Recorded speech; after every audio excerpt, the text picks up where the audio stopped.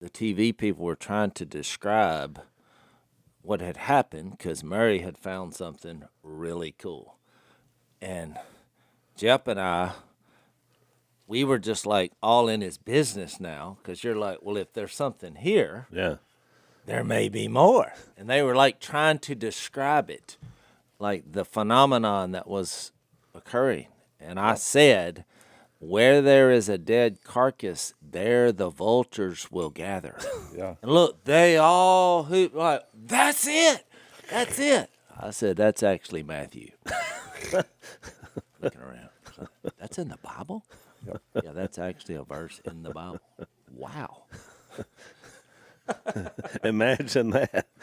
It is interesting when you think about the Hollywood types that so much depth in verbiage comes out of people so shallow.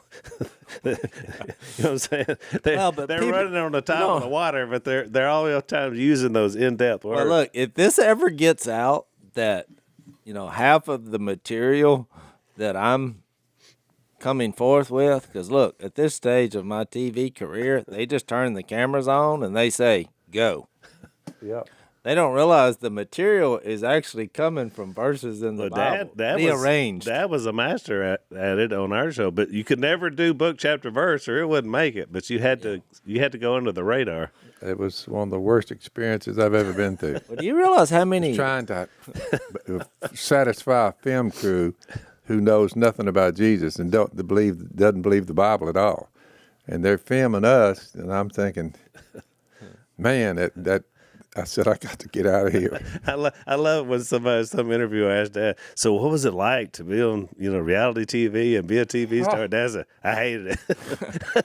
It was terrible. I felt it. The reality is wrong wordage for what they were up to. We got a reality show. I said, no, it's a long way from reality. Well, here's what I want to tell you. The good news. We learned some That's lessons. to your point. Yeah, we learned some lessons, and I was like, you know what?